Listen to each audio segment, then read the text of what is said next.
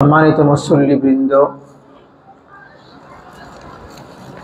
গত 2-3টি জমাতে আমরা মুসলমানদের ফার্স্ট প্রায়োরিটি ওযু এবং সালাতের গুরুত্বপূর্ণ শিক্ষা নিয়ে আমরা আলোচনা করেছিলাম। আজকে তারই ধারাবাহিকতায় সালাতের কিছু বিষয় নিয়ে আজকে আমরা আপনাদের সাথে গুরুত্বপূর্ণ কিছু কথা শেয়ার করতে চাই। আল্লাহ তাআলা সঠিক কথাগুলো বলার এবং আমাদেরকে সে অনুযায়ী আমল করার তৌফিক দান করুন, পড়ি আমিন। আল্লাহ সুবহানাহু ওয়া তাআলা এই পৃথিবীতে আমাদেরকে এমনি এমনি সৃষ্টি করেননি, সৃষ্টি করেই এমনিতেই ছেড়ে দিয়েছেন। এই কথাটা নিছক একটি বোকামো কথা ছাড়া আর কিছুই নয়। বরং আমরা যখন কোনো কিছু তৈরি করছি, আমরা যখন কোনো কিছু বানাচ্ছি, তখন আমরা নির্দিষ্ট একটা লক্ষ্য নিয়ে, উদ্দেশ্য নিয়ে সেই কাজ সাধন করছি। আপনি মসজিদ বানিয়েছেন, মুসল্লিরা এখানে এসে নামাজ পড়বে। বাড়ি বানিয়েছেন, আপনি সেখানে আরাম করে রাত্রি যাপন করবেন। বা বাজার থেকে গোশত কিনে বাসায় নিয়েছেন, নিশ্চয়ই সুস্বাদু করে আপনি সেটা গলদকরণ করবেন, খাবেন, সেজন্য নিয়েছেন। মানে যে কোনো কাজ আমরা করি না কেন, প্রত্যেকটা কাজের পেছনে যেমন উদ্দেশ্য থাকে, আমরা অহেতুক কাজের ভুরি ভুরি অহেতুক কাজ করি, তারপরেও আমাদের সেই কাজগুলোর একটা উদ্দেশ্য থাকে। যিনি আমাদেরকে সৃষ্টি করেছেন, অহেতুক বলতে কোনো জিনিস তার অভিধানে নেই। তিনি কি আমাদেরকে এমনি এমনি সৃষ্টি করেছেন? মোটেও নয়। অযথা বা নিরর্থক পৃথিবীতে আল্লাহ তাআলা আমাদেরকে পাঠাননি। কি কারণে পাঠিয়েছেন? আল্লাহ তাআলা তা স্পষ্ট করে দিচ্ছেন, ওমা খালাকুতুল জিন্না ওয়াল ইনসা ইল্লা লিয়াবুদুন। কেবলমাত্র শুধুমাত্র এই পৃথিবীতে আমি জিন জাতি এবং মানব জাতিকে সৃষ্টি করেছি আমার ইবাদতের জন্য। সুবহানাল্লাহ বলেন। তাহলে আমরা আমাদের সৃষ্টির কি উদ্দেশ্য, এই উদ্দেশ্য সম্পর্কে সম্যক ধারণা পেলাম। কি উদ্দেশ্য কি বলেন? একমাত্র কেবলমাত্র আমরা কার গোলামি করব? আল্লাহর গোলামি করব। আমরা কার গোলাম ভাই? আল্লাহর গোলাম। শুধু গোলামি বললে এটা ভুল হবে, বরং বলতে হবে কেবলমাত্রই আল্লাহর গোলাম। ঠিক কিনা? কেবলমাত্রই। আমরা অনেকে গোলাম পরিচয় দিতে ইতস্ত বোধ করি যে হ্যাঁ, আমার এত টাকা পয়সা আছে, এত বাড়ি গাড়ি, এত মিল ইন্ডাস্ট্রি আমার, তা আমি আবার গোলাম পরিচয় দিব। হেজিটেশনে ভুগি আমরা। বরং এই হেজিটেশনে কোনো দরকার নেই। গোলাম হতে পারাই এটাই হলো সফলতার স্বর্ণশিখর। ঠিক কিনা? আমরা গোলাম, শুধু গোলাম নই, গোলাম জাত। আমার বাবারাও গোলাম, 14 গোষ্ঠী গোলাম, বান্দির ঘরের গোলাম আমরা। ঠিক কিনা? আমাদের মায়েরা হলেন আল্লাহর বান্দি, সেই বান্দির ঘরের গোলাম আমরা। আমাদের বাবারা 14 পুরুষ, পিতৃপুরুষ যারা, সবাই কার গোলাম? আওয়াজ করে বলেন। সুতরাং গোলাম পরিচয় দিতে পারা এটাই হলো সৌভাগ্যের কারণ। যে গোলাম পরিচয় দিতে পারবে না, বরং সেই নাফরমান। আল্লাহ তাআলা আমাদেরকে তার গোলামি করার সেই সুযোগটুকু শেষ নিঃশ্বাস পর্যন্ত দান করুন, সকলে পড়ি আমিন।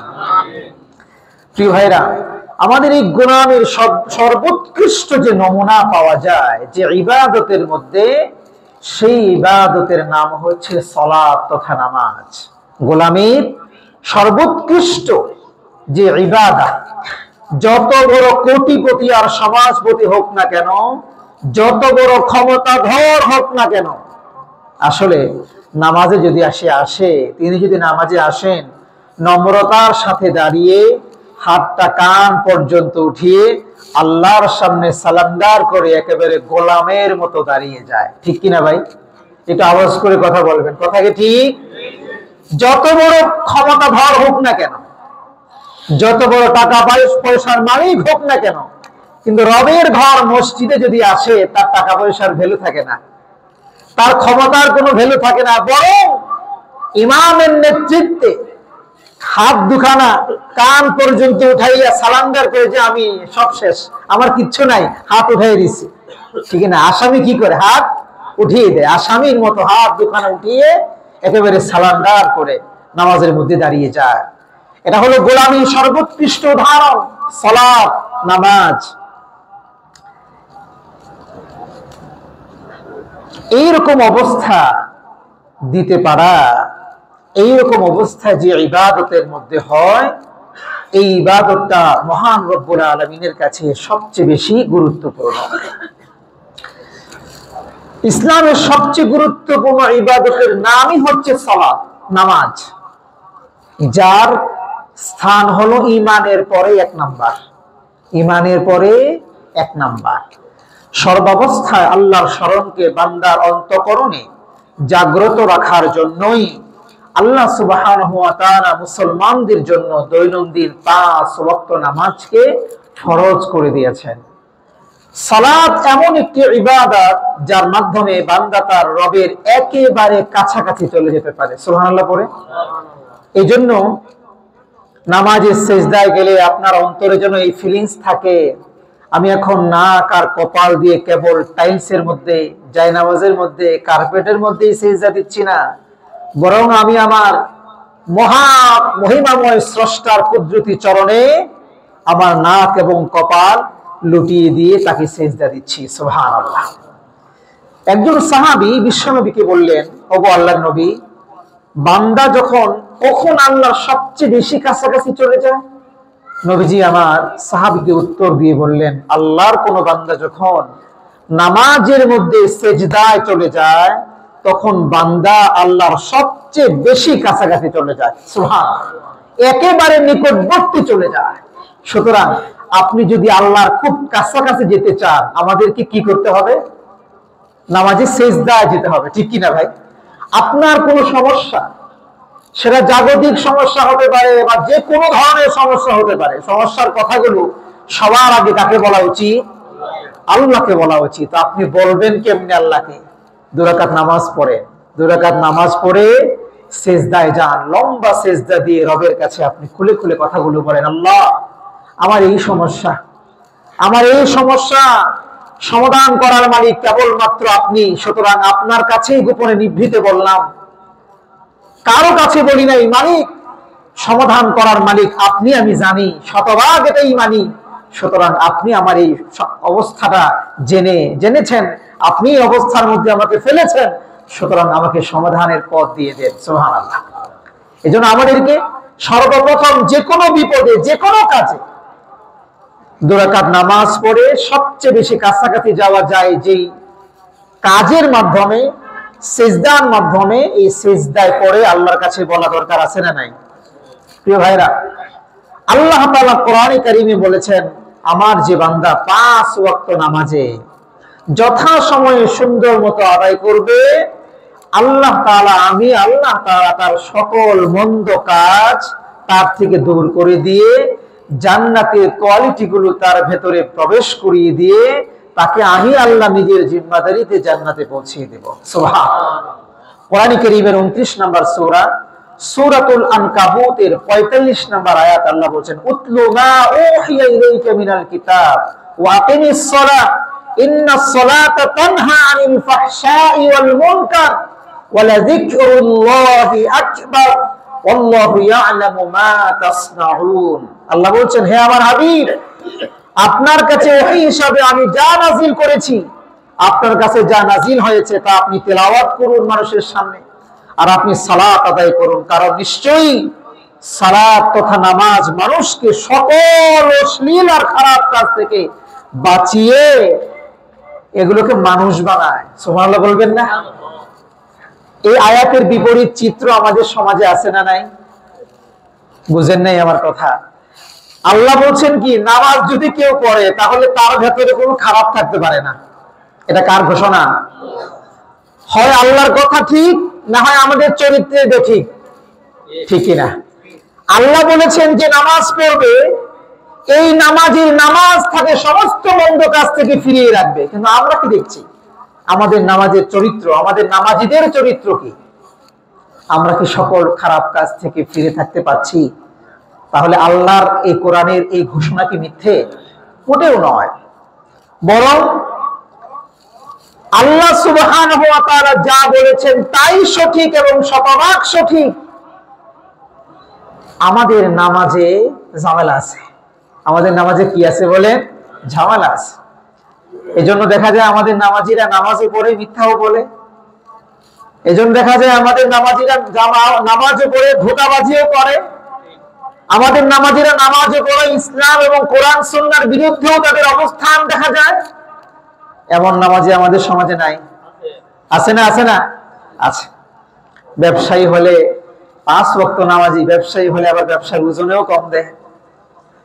হ্যাঁ, নিত্য প্রয়োজনীয় জিনিস গোদামজাত করে, হ্যাঁ, কৃত্রিম সংকট তৈরি করে জনগণের দুর্ভোগের জন্য টাকা পয়সা বাড়িয়ে দেয়। এরকম আছে না নাই? প্রিয় ভাইরা, তাহলে এটা কি আমাদের নামাজের দোষ না নামাজির দোষ? হ্যাঁ, নামাজের দোষ না নামাজির দোষ? নামাজির নামাজে দোষ। নামাজির নামাজের দোষ নয়, বরং নামাজির নামাজে দোষ। বুঝতে পেরেছেন? দেখেন কি দোষ, সেই দোষগুলোই আজকে আমরা খুতবায় ফাইন্ড আউট করার চেষ্টা করব ইনশাআল্লাহ। এটা হলো আজকে আমার টপিকস। আমরা যে নামাজ পড়ি, আমাদের নামাজ আমাদেরকে কেন ফেরাতে পারে না? অশ্লীল কাজ থেকে, খারাপ কাজ থেকে, মন্দ কাজ থেকে কেন আমাদেরকে ফেরাতে পারে না? এই কেনর উত্তর খোঁজার চেষ্টা করব আজকে আমরা কোরআন সুন্নাহর আলোকে ইনশাআল্লাহ। বলেন দেখি আজকে। তাহলে আজকে আমাদের আলোচনার শিরোনাম হলো নামাজি নামাজ তাকে কেন অপরাধ বা মন্দ কাজ থেকে ফেরাতে পারে না। এই ব্যাপারে আমি 4টি কারণ তুলে ধরার চেষ্টা করব আপনাদের সামনে। অনেকগুলো কারণ থেকে আমি মাত্র 4টি কারণ আপনাদের সামনে তুলে ধরবো, যে 4 কারণে আমার কাছে মনে হয়েছে এই 4 কারণে, এই 4 লেগিংসের কারণে আমাদের নামাজ আমাদেরকে মন্দ কাজ থেকে ফেরাতে পারে না। নাম্বার 1, মিস্টেক ইন আওয়ার সালাত। আমাদের নামাজে ভুলে ভরা আমাদের নামাজ। এজন্য আমাদের নামাজ আমাদেরকে মন্দ কাজ থেকে ফেরাতে পারে না। 1 নাম্বার কারণ। আমাদের নামাজের মধ্যে কি আছে বলেন? অসংখ্য ভুল। আমাদের অনেক নামাজি এমন আছে তো এখনো পর্যন্ত ঠিক মতো পা যে সোজা করে কিবলার দিকে দাঁড়াতে হবে এটাই জানে না। কথা বলছেন না কেন? আমি তো বাস্তব কথাগুলো আপনাদের সামনে তুলে ধরবো। অনেক নামাজি এমন আছে, গত জুমায় বলেছিলাম, তাকবীরে তাহরিমা মুখে উচ্চারণ করে এটা বলে তারপরে যে নামাজে প্রবেশ করতে হয় এটাও জানে না। তাহলে এই নামাজির নামাজ হলো কেমনে? তাকবীরে তাহরিমার মাধ্যমে প্রথম ফরজে আপনি প্রবেশ করলেন, এটা আপনি করলেন না, তার মানে আপনার নামাজে প্রবেশই করলেন না। ইমামের সাথে সালাম ফিরালেন, সবই ঠিক আছে, শারীরিক কসরত হলো, নামাজ হলো না। নামাজ হলো না। নিয়তের ব্যাপারে আমাদের অনেকের কনসেপ্ট ক্লিয়ার না। কেমনে নিয়ত করতে হবে, নিয়ত কতটুকু, এটা আমরা অনেক নামাজি জানি না। কিভাবে হাত তুলতে হয়, কতটুকু হাত তুলতে হয়, রুকুতে গেলে কোন দিকে তাকাতে হয়, সিজদায় কিভাবে করতে হয়, কত জিনিসের সমষ্টির নাম সিজদা, আমরা অনেকে জানি না।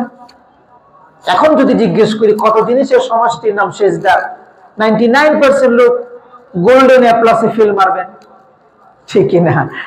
5 জিনিসের সমষ্টির নাম হলো সিজদা। কষ্ট পাইছেন? কয় জিনিসের সমষ্টির নাম সিজদা? 5 জিনিসের সমষ্টির নাম সিজদা। এটা আমার আলোচনার বিষয় না, তারপরেও বলে দিচ্ছি যেহেতু প্রশ্ন উত্থাপন করে ফেলেছি। 5 জিনিসের সমষ্টির নাম সিজদা। কপাল, নাক, হাতের তালু, হাঁটু আর পায়ে বৃদ্ধাঙ্গুলি, 2 পায়ে বৃদ্ধাঙ্গুলি। এই 5 জিনিসের সমষ্টির নাম কি বলেন? সিজদা। এটা আমরা জানি না অনেকে। তারপরে এক সিজদা থেকে আরেক সিজদা দেওয়ার আগে যে মাঝখানে একটা গ্যাপ আছে, এই গ্যাপটা দিতে হয়। অনেক নামাজের দিকে আপনি তাকায় দেখেন কি পরিমাণ গ্যাপ দেয় উনি, ঠিক না? মোরগের মতো শুধু ঠোকর, এরকম আছে না ভাই? ওয়াজিব তরক হয়ে যাচ্ছে, ইচ্ছায় নামাজ বাতিল হয়ে যাচ্ছে, আপনি জানেনও না। বৈঠকে বসে কোথায় তাকাতে হয়, বৈঠকে বসে কি করতে হয়, এই নানান বিষয় আমাদের মুসল্লিদের মধ্যে তারতিব ঠিক নাই, যার কারণে আমাদের মুসল্লিদের নামাজ তাকে তার পরবর্তী সময়ে আরেক নামাজের আগ পর্যন্ত যত অশ্লীল এবং মন্দ কাজ সে করছে ফেরাতে পারছে না, কারণ নামাজই তো তার হয় নাই, তার নামাজই হয় নাই। নামাজ না হওয়ার কারণে, নামাজের মধ্যে ভুলে ভরা নামাজ আমাদের, এই জন্যই আমাদের নামাজ আমাদেরকে অশ্লীল কাজ থেকে ফেরাতে পারে না। এটা আমি খুঁজে গবেষণা করে খুঁজে পেয়েছি, এটা 1 নাম্বার কারণ। দেখেন, একথা বললে অনেকেই বলে আমাদেরকে যে হুজুর নামাজ কবুল হবে না, একথা আপনি কেমন করে বললেন? নামাজ কবুল করার মালিক তো আল্লাহ, ঠিক না? এরকম প্রশ্ন আসে না? এটা সোয়ালে মুকাদ্দারা, আরবিতে এটা বলা হয় সোয়ালে মুকাদ্দারা, মানে আপনার ভেতরে ভেতরে আমার বক্তব্যের পরেই এই প্রশ্ন উত্থাপিত হয়েছে। নামাজ তো কবুল করবেন আল্লাহ, আপনি বললেন কেমন করে যে নামাজ কবুল হবে না? এই প্রশ্নের জবাব আছে না নাই?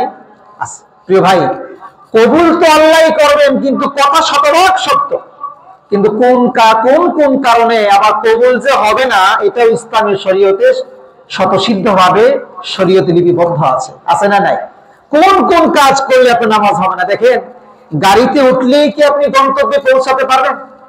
আপনি গাড়িতে উঠেছেন, ধরেন পরিস্থান বা অফিম নাকি এগুলোতে আপনি উঠেছেন, যাবেন কোথায়? আমার রাস্তা তো কুড়িল বিশ্ব রোড, এই জন্য কুড়িলের কথাই বললাম। কুড়িল যাবেন, আপনি কি কথা বলতে পারেন গাড়িতে উঠলেই আপনি কুড়িল যেতে পারবেন না? কেন? গাড়িতে গাড়ি থাকলে কুড়িল যাওয়া যায় না, গাড়িতে উঠতে হবে সুন্দর মতো, সেই গাড়িতে ড্রাইভার থাকা লাগবে, ঠিকই না? সেই গাড়িতে ড্রাইভার যেমন থাকা লাগবে, তেল গ্যাসও থাকা লাগবে, ঠিকই না? তেল গ্যাস নাই, ড্রাইভার নাই, গাড়ি খুব সুন্দর বডি, এই গাড়িতে আপনি উঠলেন আর মনে মনে জপতেছেন যে আমি এখন কুড়িল বিশ্ব রোড যাবো, যাওয়া যাবে না। নামাজ পড়লেই নামাজ কবুল হবে না, বরং নামাজ কবুল হওয়ার জন্য ভিতরে কিছু মাল মশলা আছে, ড্রাইভারের দরকার আছে, কিছু তেল আর গ্যাসের দরকার আছে। এগুলো যদি আপনার নামাজের ভেতরে না থাকে, এই নামাজ আপনাকে নামাজের গন্তব্যস্থলে পৌঁছে দেবে না। প্রিয় ভাইরা, এই জন্য আল্লাহর গন্তব্যস্থলে জান্নাতে আপনাকে নামাজের মাধ্যমে পৌঁছাতে হলে এই নামাজের ভেতরে ভালো ড্রাইভার দরকার, এবং এই নামাজের কিছু কি দরকার? তেল গ্যাসও দরকার। বুখারীর বর্ণনা, সাইয়্যিদুল মুহাদ্দিসিন হযরত আবু হুরায়রা রাদিয়াল্লাহু তাআলা আনহু বর্ণনা করেছেন, বিশ্বনবী বলেন, ও আমার সাহাবীরা শোনো, ইন্না রাজুলান ইউসাল্লি 60 সানাতান মা তুকবালু লাহু সালাত। কি চমৎকার গুরুত্বপূর্ণ হাদিস নবীজি বলেছেন, শুনেন। নবী বলেন, এক লোক 60 বছর নামাজ আদায় করলো, কয় বছর? কিন্তু আল্লাহর বান্দার এই কোন নামাজ আল্লাহ কবুল করে নাই। আমরা যে বলছি আপনার নামাজ কবুল হবে না, দলিল আছে না নাই? আল্লাহর নবী বলছেন, বুখারীর হাদিস বলছি, আল্লাহর নবী বলছেন, এক লোক 60 বছর আল্লাহর নামাজ পড়লো, কিন্তু আল্লাহর এই বান্দার নামাজ এক নামাজও আল্লাহ কবুল করে নাই। নবীজি এটা বলার পরে সাহাবায়ে কেরাম চিন্তিত হয়ে গেলেন, ওগো আল্লাহর নবী, এই লোকটার এমন কি ভুল ছিল যে ভুলের কারণে 60 বছর নামাজ পড়লো, আল্লাহ এক ওয়াক্তের 1 রাকাত নামাজও কবুল করলেন না, কারণটা কি? প্রশ্ন করার পরে নবীজি আমার উত্তর দিয়ে বলেন, লাআল্লাহু ইউতিম্মুর রুকু ওয়া লা ইউতিম্মুস সুজুদ ওয়া লা ইউতিম্মুস সুজুদ ওয়া লা ইউতিম্মুর রুকু। লোকটা ঠিকঠাক মতো রুকু করতো না। আল্লাহর নবী কি বলছেন? ঠিকঠাক মতো লোকটা রুকু করতো না, ঠিকঠাক মতো সিজদা করতো না, সিজদা করলে সিজদা ঠিক হলে তো রুকু ঠিক হতো না, রুকু ঠিক হলে তো সিজদা ঠিক হতো না, যার কারণে এই নামাজে এতটুকু ভুলের কারণে রব তার 60 বছরের কোন নামাজ কবুল করে নাই। মিলান নিজেদের সাথে। আমি আমার জন্যই বলছি, আপনি আপনারটা চিন্তা করেন, আমি আমারটা চিন্তা করছি। মিলান নিজেদের সাথে। 7 বছর নামাজ পড়া তেমন বড় কোনো ভুল নয়, শুধু রুকু সিজদা ঠিক মতো ছিল না, এটার কারণে যদি তার 60 বছরের নামাজ বাতিল থাকে, একটা নামাজও কবুল না হয়, আপনার আমার নামাজের অবস্থা এমন আছে কিনা? আছে কিনা? একই রকম তার যে অবস্থা আমারও একই অবস্থা। রাসূল করিম সাল্লাল্লাহু আলাইহি ওয়াসাল্লাম একবার মসজিদে নববীতে বসে আছেন, এক লোক মসজিদে নববীতে এসে 2 রাকাত নামাজ পড়লেন, নামাজ পড়ে এসে আল্লাহর নবীর সাথে সাক্ষাৎ করলেন, সালাম দিলেন, সালাম দেওয়ার পরে নবীজি সালামের জবাব দিলেন, জবাব দিয়ে আর কোনো কথা নাই, নবীজি বলেন, সল্লি ফাইন্নাকা লাম তুসল্লি, যাও গিয়ে নামাজ পড়ো, তুমি এতক্ষণ নামাজ পড়ে আসছো না, এই নামাজ হয় নাই, তুমি নামাজ পড়োই নাই, আবার গিয়ে নামাজ পড়ো। কি বললেন আল্লাহ নবী? তুমি নামাজ পড়োই নাই, তোমার নামাজ হয়নি, তুমি আবার গিয়ে নামাজ পড়ো।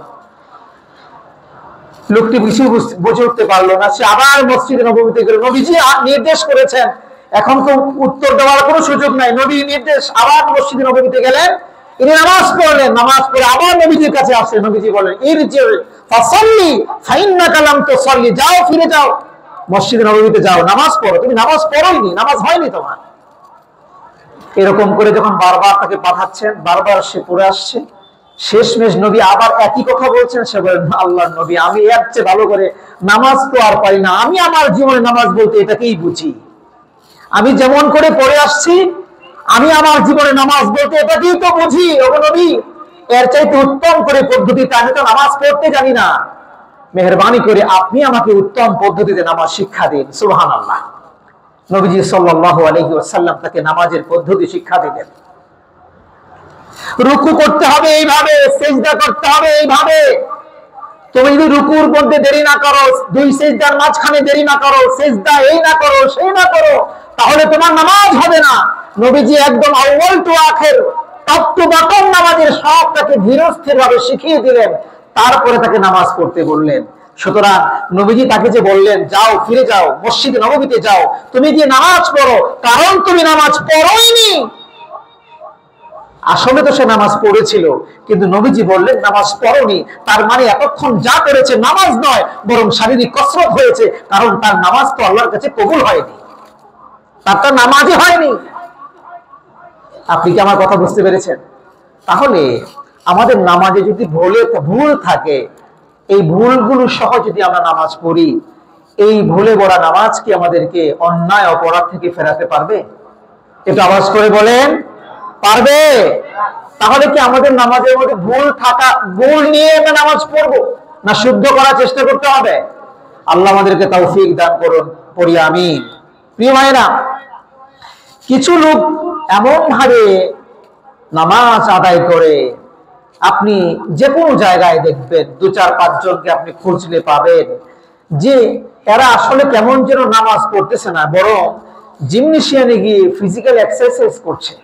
এদের নামাজের যে কাইফিয়াত, নামাজের যে হালাত, যে মহা পরাক্রমশালী আল্লাহ তাআলার সামনে দাঁড়াইছে, এটা তার মাথার মধ্যেই নাই।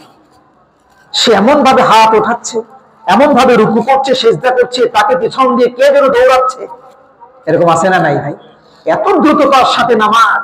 রুকু করলে রুকু ঠিক হলে তো সিজদা ঠিক নাই, সিজদা ঠিক হলে মাঝখানে বসা নাই, রুকু সিজদার কোনো ঠিক ঠিকানা নাই, নামাজে দাঁড়িয়ে নানান রকমের অন্যমনস্কতা, এমন কাজগুলো করছে, বোঝাই যায় না সে নামাজ পড়ছে। ইন্টারনেট দুনিয়ায় তো একটা নামাজ ভাইরাল আছে, সেই নামাজ অমুসলমানদের কাছে মুসলমানদের এই গুরুত্বপূর্ণ ইবাদতটাকে একটা হাস্যকর হিসাবে উপস্থাপন করছে। এই নামাজ আপনারা অনেকেই দেখছেন, হিজবুত তাওহীদের নামাজ। হ্যাঁ, মনে হয় যেন আর্মি ট্রেনিং দিচ্ছে। আপনারা যদি দেখে থাকেন তাহলে হয়তো দেখেছেন, মনে হয় যেন কি নামাজ পড়ছে না, বরং আর্মি ট্রেনিং দিচ্ছে। নারী পুরুষ এক কাতারে একসাথে বিনা পর্দায় দাঁড়িয়ে তারা এরকম নামাজ, আল্লাহর এই গুরুত্বপূর্ণ ইবাদতটাকে উপহাস করছে। সাবধান, মুসলমানদের কাছে মুসলমানদের কোন ইবাদত যেন অমুসলমানদের কাছে উপহাসের মতো না হয়, এই জিনিসটা অমুসলমানদের আমাদেরকে শিখিয়ে দিবে না, বরং আমাদেরকে হেফাজত করা লাগবে। কথা বলেন ঠিক কিনা? সম্মানিত মুসল্লিয়ানি কেরাম, এই নামাজ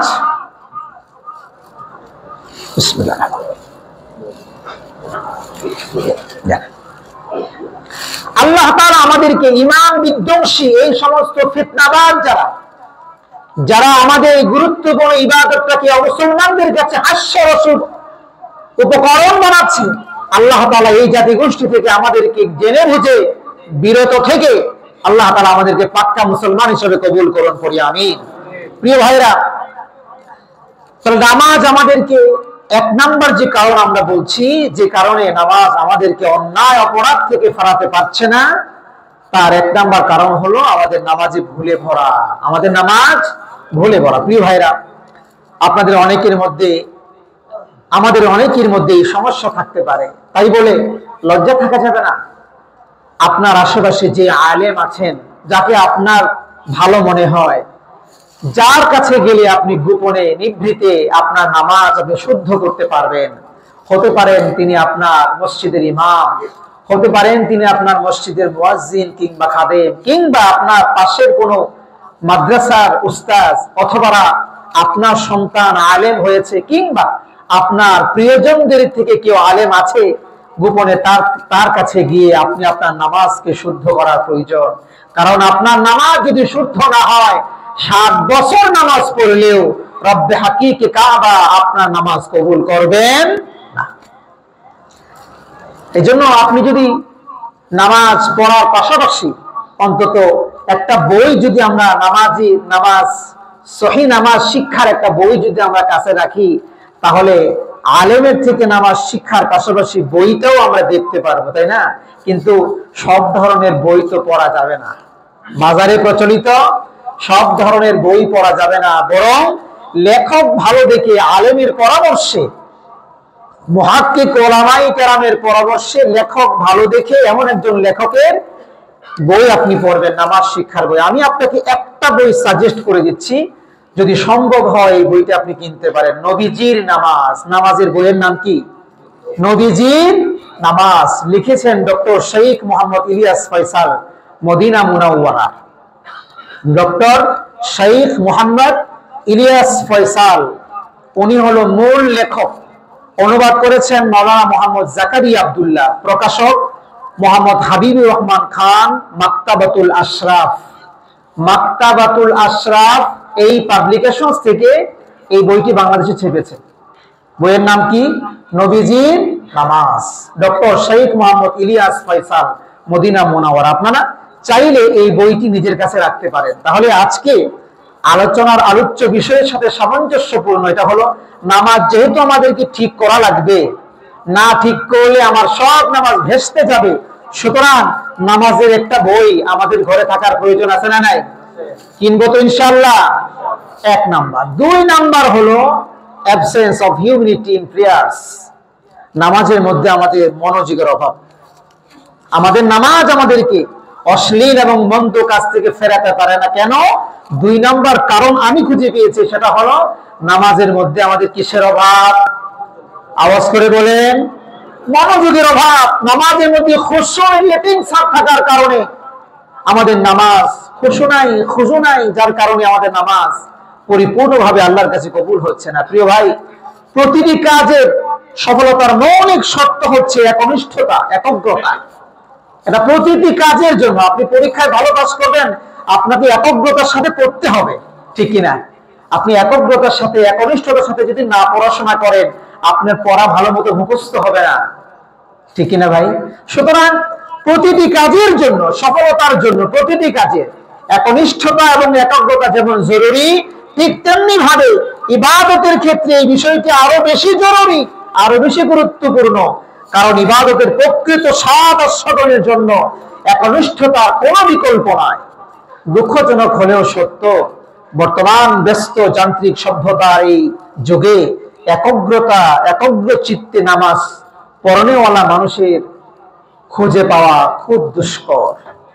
শুধুমাত্র ফর্মালিটি মেনটেন করার জন্য জোহরে, আসরে, মাগরিবে, এশায়, ফজরে আসে মানুষ। অনেক মানুষ আজান হয়েছে নামাজ পড়তে হবে তাই এসে নামাজ পড়ে। বিশ্বাস করেন, এটাই হলো টেন্ডেন্সি।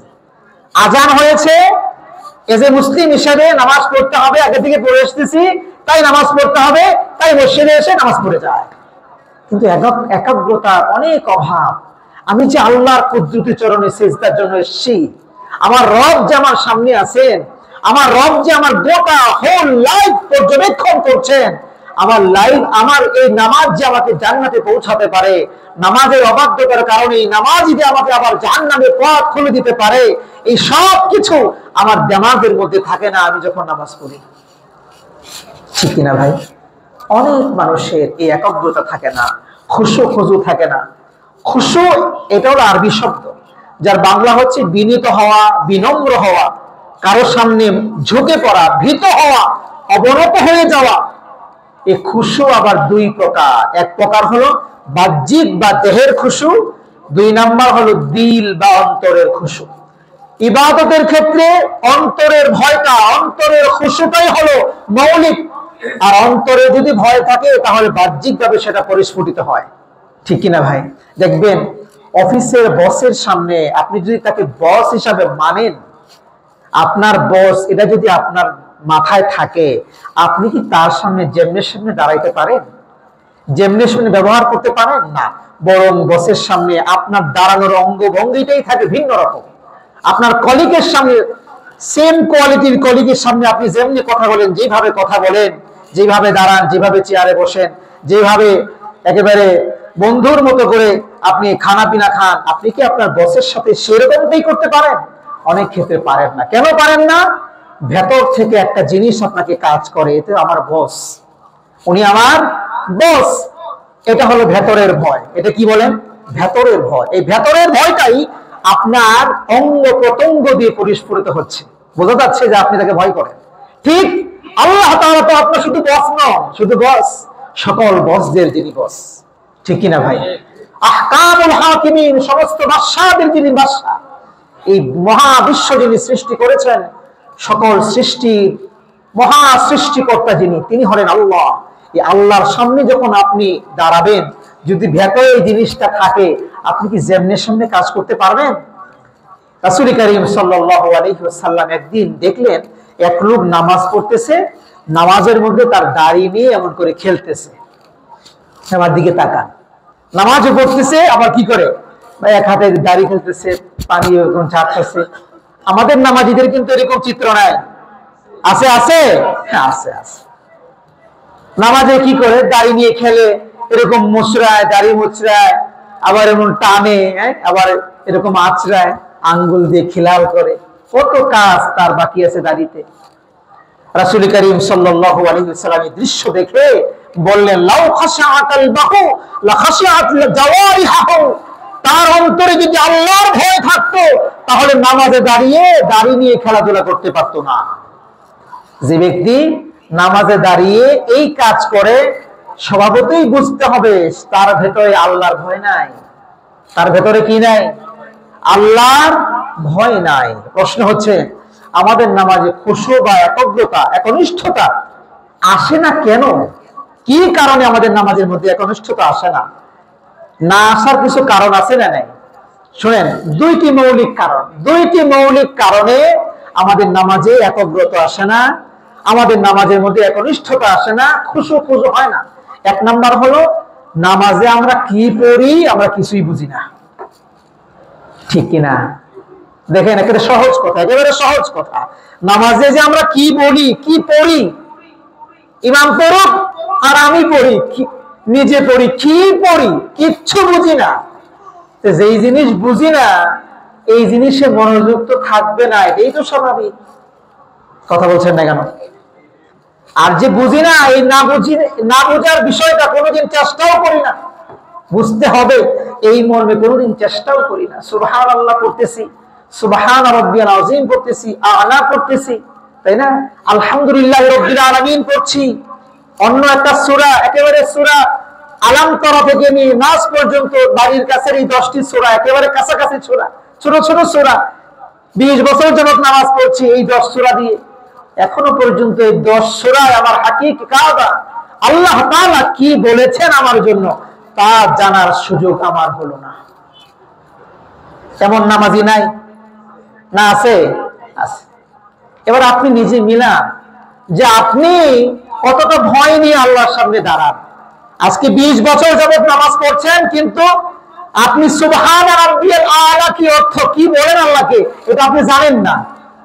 সুবহান রাব্বিয়াল আযীম কি পড়ছেন আল্লাহকে, কি বলে আপনাকে আল্লাহকে অভিহিত করছেন, সম্বোধন করছেন, কি বলে আল্লাহকে ডাকছেন, আপনি জানেন না। আপনি প্রত্যেক নামাজে কি ফরজ, কি নফল, কি সুন্নাত, কি মুআক্কাদা, কি জায়েদা, কি ওয়াজিব, প্রত্যেক নামাজে আপনি পড়ছেন সূরা ফাতিহা।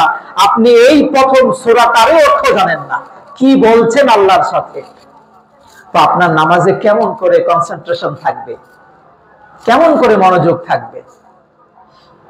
এক নাম্বার, নামাজে আমরা কি পড়ি এটা আমরা জানি না, বুঝি না, আর বুঝি না বলেই আমাদের নামাজে মনোযোগ থাকে না। প্রিয় ভাইরা, আমাদের নামাজে অনেক নামাজি একজন নিজে নামাজ পড়ে আরেকজনের নামাজে ভুল খুঁজে, এরকম নামাজি আছে না? আছে। নিজে নামাজ পড়তেছে, সামনের জন কিভাবে রুকুটা দিল, কিভাবে সেজদাটা দিল, বা তার নামাজে কি ভুল হচ্ছে, এটা তিনি পিছনে দাঁড়িয়ে খুব সুন্দর করে নোট করছেন।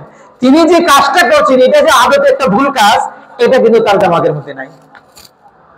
এরকম আছে না? নাই, আছে। প্রিয় ভাইরা, কিছু নামাজি কি আপনি দেখবেন, মসজিদ যদি নতুন হয়, নতুন মসজিদে গেছে, টাইলস দেখে, টাইলসে কত সুন্দর, ফ্যান গুলো কারুকাজ আছে কিনা, ফ্যানে ময়লা আছে কিনা, তারপরে কে কেমন করে পড়তেছে, সাউন্ডটা কত সুন্দর, নানা রকম কিছু উনি নামাজে আবিষ্কার করে।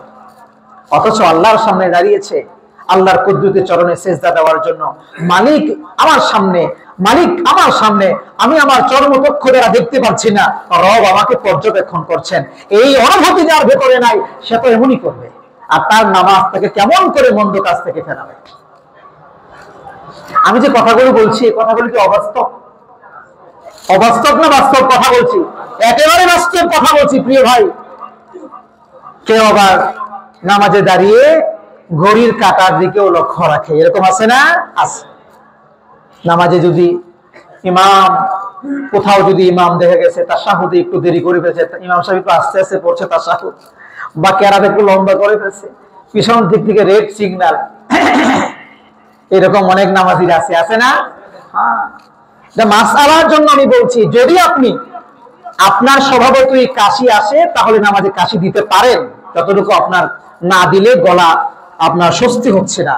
কিন্তু যদি রেড সিগন্যালের জন্য দেন, নামাজ কিন্তু চলে যাবে। নামাজ কিন্তু কি হবে?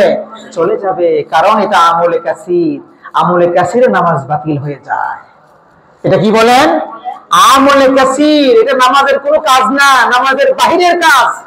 যে কাজ আপনি করলেন, ইমামকে সতর্ক করছেন, তার মানে এই কাজের মাধ্যমে আপনার নামাজ কি হয়ে গেল? বাতিল হয়ে গেল। সব জায়গায় এই জিনিসটা আপনি খেয়াল রাখবেন। বলছিলাম, নামাজে যদি খুশু না থাকে, না থাকার প্রথম কারণ আমরা নামাজ বুঝি না, এই জন্য আমাদের নামাজে খুশু থাকে না। প্রিয় ভাইরা, কোরআনে কারীমে আল্লাহ তাআলা 23 নম্বর সূরা সূরাতুল মুমিনুনে আল্লাহ তাআলা সফল কাম মুমিনদের কিছু কোয়ালিটির কথা বলেছেন। আল্লাহ শুরু করেছেন, কদ আফলাহাল মুমিনুন আল্লাযীনা হুম ফি সালাতিহিম খাশিউন। সফল কাম হচ্ছে তারা যারা তাদের নামাজে খুশু নিয়ে নামাজে দাঁড়ায়, বিনয় অবলম্বন করে যারা নামাজের মধ্যে দাঁড়ায়, তারাই হচ্ছে 1 নাম্বার নামাজি। এই নামাজিটা আল্লাহর কাছে সফল হয়ে গেছে। তাহলে আমাদের নামাজে বিনয় লাগবে, খুশু লাগবে, আল্লাহর ভয় নিয়ে আমাদের নামাজে দাঁড়ানো লাগবে, ঠিক কিনা ভাই? নামাজে আল্লাহ তাআলা আমাদের সাথে সরাসরি কথা বলেন। সুবহানাল্লাহ বললেন না? সমগ্র বিশ্ব জাহানের রব নামাজে আপনার সাথে সরাসরি কথা বলেন, এটা আপনি উপলব্ধি করতে পারেন না। আহা, কপাল পুরা মুসলমান আমরা। সালাত is a conversation between almighty Allah and the slave. মহান আল্লাহ সুবহানাহু ওয়া তাআলা আপনার সাথে সালাতের মধ্যে, নামাজের মধ্যে কথোপকথন করেন, এটা আপনি কোনোদিন জানলেন না। হাদিসে কুদসিতে আল্লাহ তাআলা বলছেন, নবীজি বলেন, আসামতুস সালাতি বাইনি ওয়া বাইনা আবদি নিসফাইন। নামাজকে আমি আল্লাহ পাক আমার বান্দার আর আমার মাঝে ভাগ করে নিয়েছি। নিসফুহা লি ওয়া নিসফুহা লি আবদি। অর্ধেক হলো আমার বান্দার জন্য, আর অর্ধেক হলো আমি রবের জন্য। সুবহানাল্লাহ। কেমনে? আল্লাহর হাবিব বলছেন যে আল্লাহ তাআলা বলছেন, বান্দা যখন নামাজে দাঁড়িয়ে বলে আলহামদুলিল্লাহি রাব্বিল আলামিন, একটু খেয়াল করে শুনুন, বান্দা যখন নামাজে দাঁড়িয়ে বলে আলহামদুলিল্লাহি রাব্বিল আলামিন, হতে পারে সুন্নাহ নামাজ, ওয়াজিব নামাজ, ফরজ নামাজ, যে কোনো নামাজে আল্লাহ সাথে সাথে বলে হামিদানি আব্দি। সুবহানাল্লাহ। আপনি তো শুনতে পান না। হযরত আলী কাররামাল্লাহু ওয়াজহা, তাকে জিজ্ঞাসা করা হয়েছিল, তুমি কি আল্লাহর জবাব শুনতে পাও? তিনি বলছিলেন, যতক্ষণ আল্লাহর পক্ষ থেকে জবাব আমি শুনতে না পাই, ততক্ষণ পরের আয়াত আমি পড়ি না। সুবহানাল্লাহ বলবেন না? যতক্ষণ পর্যন্ত আল্লাহর পক্ষ থেকে আওয়াজ নিজের কানে শুনতে না পাই, আল্লাহ জবাব দিয়েছেন, ততক্ষণ পর্যন্ত আর রহমান আর রহিম পড়ি না আমি। তার মানে আল্লাহর আওয়াজ শুনতে পেত কি পেত না? আমাদের কান গান শুনতে শুনতে আর খারাপ কথা শুনতে শুনতে, অশ্লীল কথা শুনতে শুনতে এতটা খারাপ হয়েছে যে আল্লাহর কথা শুনবো কেমন করে, নামাজে দাঁড়াইলে আমাদের গান মনে হয়ে যায় অনেকের, ঠিক কিনা? হয় গান শুনতে শুনতে মসজিদ পর্যন্ত আসতে হয়, ইচ্ছায় অনিচ্ছায়। আপনি বাজান নাই, পাশের বাসায় বাজতেছে, আওয়াজ জুড়ে দিছে, আপনি নামাজে আসতেছেন, কানে বাজে কি বাজে না? কি করবেন? আমাদের পরিবেশ তো এমন হয়ে গিয়েছে। অথচ আল্লাহ বলছেন, বান্দা যখন বলে আলহামদুলিল্লাহি রাব্বিল আলামিন, আমি আল্লাহ তখন বলি হামিদানি আব্দি, আমার গোলাম নামাজে দাঁড়িয়ে আমার প্রশংসা শুরু করে দিয়েছে। এটা আল্লাহ সরাসরি বলে এই কথা। আপনি যখন বলে আর রহমান রহিম, আল্লাহ বলে আসনা আলাইয়া আব্দি, আমার বান্দা নামাজে দাঁড়িয়ে আমার গুণকীর্তন বর্ণনা করা শুরু করেছে। আপনি যখন নামাজে দাঁড়িয়ে বলেন মালিকি ইয়াউমিদ্দিন, তখন আল্লাহ তাআলা আপনার নামাজে এই মালিকি ইয়াউমিদ্দিনের আয়াতের প্রত্যুত্তরে আপনাকে বলেন মাজ্জাদানি আব্দি, আমার গোলাম নামাজে দাঁড়িয়ে আমার শ্রেষ্ঠত্ব বর্ণনা করছে। সুবহানাল্লাহ। আপনি যখন নামাজে দাঁড়িয়ে বলেন ইয়াকা না'বুদু ওয়া ইয়াকা নাস্তাঈন, আপনি যখন এই কথা নামাজে দাঁড়িয়ে বলেন, আল্লাহ তখন বলে বান্দা কি চাওয়া আমার কাছে চাও, তোমাকে আমি উজাড় করে আমি রহমতের ভান্ডার থেকে তোমাকে সব দান করতে থাকবো। এই কথাগুলো কিন্তু আল্লাহ বলেন, আপনি জানেন না তো, আপনি জানেন না, কোনোদিন আপনি চিন্তা করেননি এই কথাগুলো যে আল্লাহ বলেন, কোনোদিন আপনি চিন্তা করেননি। যার ফলশ্রুতিতে আপনি নামাজে সূরা ফাতিহা কি সূরা ইখলাস কি সব সমান সমান। শুধু তাই না, আরেক বর্ণনা আসছে, আপনি যখন বলছেন, আল্লাহ নবী বলছেন আলহামদু, যখন আপনি বলেন আলহামদু এতটুকু উচ্চারণ যখন করেন, তখনই আল্লাহ সঙ্গে সঙ্গে আপনাকে প্রশ্ন করে উত্তর দেয় লিমানিল হামদ, বান্দারে কার প্রশংসা করছো? আলহামদু মানে প্রশংসা করছি, আলহামদু মানে প্রশংসা করছি। আল্লাহ প্রশ্ন করে বলেন লিমানিল হামদ, বান্দা কার প্রশংসা করছো? আপনি উত্তর দিয়ে বলেন লিল্লাহ, আল্লাহর প্রশংসা করছি। আল্লাহ আবার উত্তর দিয়ে বলেন মানিল্লাহ, মজা করে আপনার সাথে, আল্লাহ কোন আল্লাহ, কোন আল্লাহর প্রশংসা তুমি করছো? আপনি বলেন রব্বিল আলামিন, যিনি বিশ্বজাহানের প্রতিপালনকারী, তার প্রশংসা করছি। আল্লাহ আবার উত্তর দিয়ে বলে মানে রব্বিল আলামিন, কে রে বান্দা, কোন সেই রব যে রব বিশ্বজাহানের প্রতিপালনকারী? আপনি বলেন আর রহমান, যিনি আর রহমান। আল্লাহ বলেন মানির রহমান, কে তো দয়ালু? আপনি আবার বলেন আর রহিম, আপনি আল্লাহ আবার বলেন মানির রহিম, কে তো দয়াময়? কার কথা তুমি বলছো? আপনি আবার বলেন মালিক ইয়াউমিদ্দিন, যিনি বিচার দিবসের মালিক, এই আল্লাহ তাআলার প্রশংসা আমি করছি। যিনি বিচার দিবসের মালিক, তার গুণকীর্তন আমি গাচ্ছি। এই কথাগুলো যখন এতক্ষণ পর্যন্ত আলোচনায় আসে, তখন মাওলাই হাকিক আপনার প্রশ্নের জবাবে দিয়ে এখন বলে আনা আনা মালিক ইয়াউমিদ্দিন। সুবহানাল্লাহ। বান্দারে এতক্ষণ যে প্রশংসা করলে, এটা আমি আমি আমি, আমার কথাই তুই বলছিস। আনা আনা, আনা শব্দের অর্থ আমি, আনা আমি আমি, মালিক ইয়াউমিদ্দিন বিচার দিবসের মালিক আমি আমি। তারপরে আমরা বলি ইয়াকা না'বুদু ওয়া ইয়াকা নাস্তাঈন, আল্লাহ যত ইবাদত পিছনে করেছি, করছি এবং করব, সমস্ত ইবাদত, যত চাওয়া চেয়েছি, চাচ্ছি এবং চাবো, সমস্ত চাওয়া তোমার কাছেই চাইবো, তোমারই ইবাদত করি। এটা যখন আমরা আল্লাহর কাছে স্বীকারোক্তি দেই, রব ডাক দিয়ে কয় বান্দারে কি চাইবি চা।